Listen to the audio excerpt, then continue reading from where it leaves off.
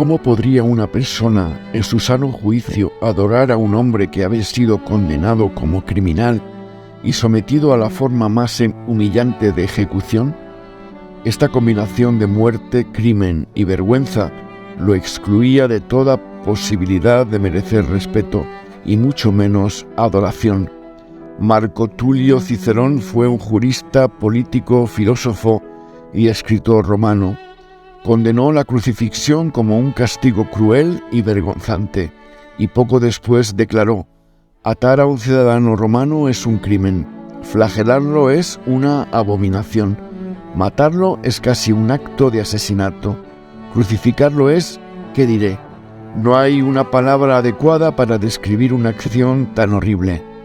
Cicerón fue aún más explícito en la exitosa defensa que hizo del anciano senador Gayo Rabirio, que había sido acusado de asesinato.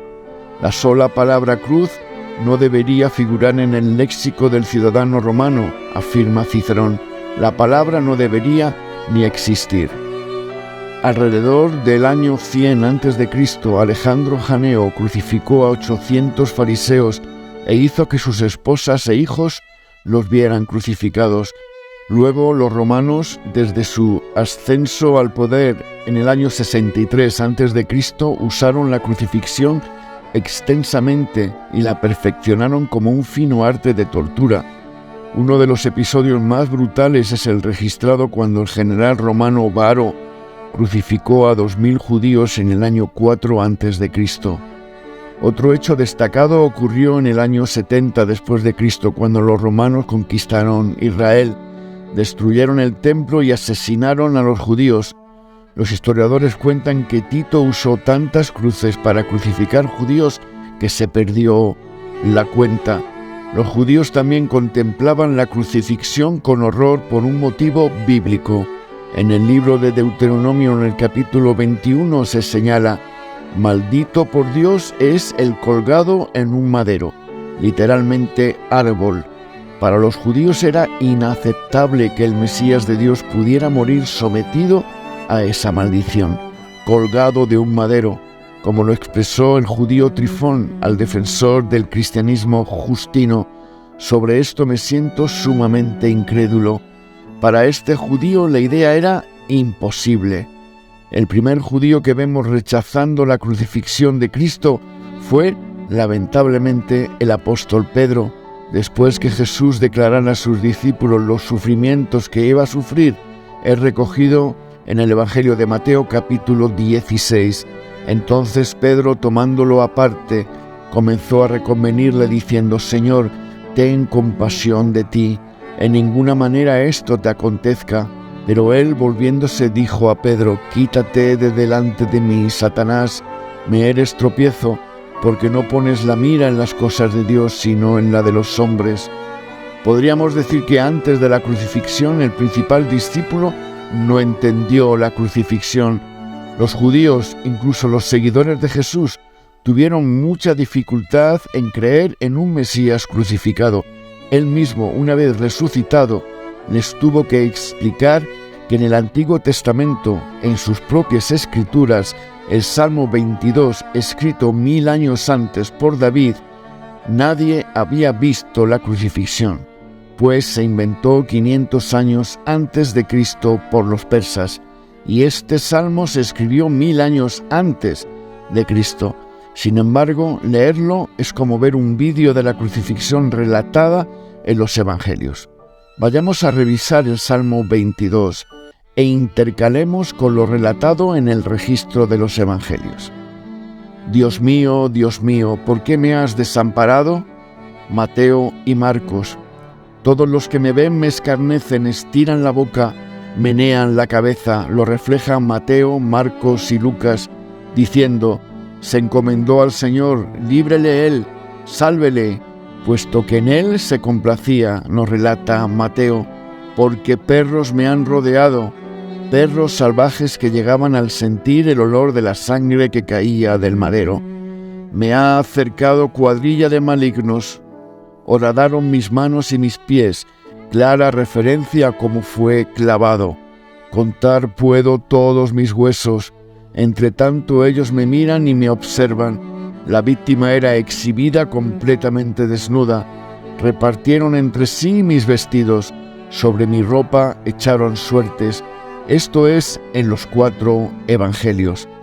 De manera impresionante podemos ver que 500 años antes de que se inventara la crucifixión y 1000 años antes de que estos hechos ocurrieran, David los describe como un espectador o como una persona que hubiese estado viendo un vídeo o una película moderna de la crucifixión. Lo que estaba pasando era que Dios cumplía en plenitud la profecía escrita 1000 años antes. Así, por la potencia de la predicación de Jesús, el testimonio de los primeros discípulos y las profecías cumplidas en la crucifixión, la cruz como símbolo superó las implicancias altamente negativas para las personas del primer siglo y se transformó en un símbolo distintivo del cristianismo a pesar de las deformaciones y malinterpretaciones que han permanecido a lo largo de los siglos. Esto resulta extraordinario, pues los oponentes del cristianismo, ya fuesen de trasfondo romano, judío o ambos, no perdían oportunidad de ridiculizar el hecho de que el ungido de Dios y Salvador de la humanidad había terminado su vida sobre una cruz. La sola idea resultaba absurda.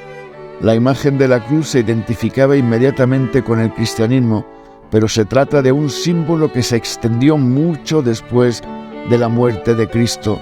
La evolución de la simbología cristiana refleja la historia de esta fe y el profundo cambio de mentalidad que se dio en el mundo. La imagen de la cruz es identificada inmediatamente con el cristianismo, pero se trata de un símbolo que se extendió mucho después de la muerte de Jesús. Los cristianos podían haber elegido como emblema cristiano el pesebre donde fue puesto el niño Jesús cuando nació, o el banco de carpintero en el que trabajó siendo joven en Nazaret, dignificando así el trabajo manual. Podría haber sido el barco desde el cual enseñó a las multitudes en Galilea, o el paño que se usó para lavar los pies de los apóstoles, lo cual hubiera hablado de su espíritu de humildad en el servicio. También estaba la piedra que, al ser quitada de la entrada de la tumba de José, hubiera servido como símbolo para clamar su resurrección. Otra posibilidad era el trono, símbolo de la soberanía divina compartida por Jesús, tal como Juan había visto en una visión. También pudiera haber sido la paloma, símbolo del Espíritu Santo, enviado desde el cielo el día de Pentecostés. Cualquiera de estos símbolos hubiera resultado adecuado para señalar alguno de los aspectos del ministerio de Jesús. No obstante, el símbolo elegido fue una sencilla cruz. Sus 2 varas ya constituían desde antiguo un símbolo cósmico del eje entre el cielo y la tierra, pero los cristianos lo eligieron por una razón más específica. No querían que la conmemoración de Cristo tuviera como centro su nacimiento, ni su juventud, ni su enseñanza, ni el servicio, ni la resurrección o reinado, tampoco el don del Espíritu Santo. Eligieron como simbología central la cruz.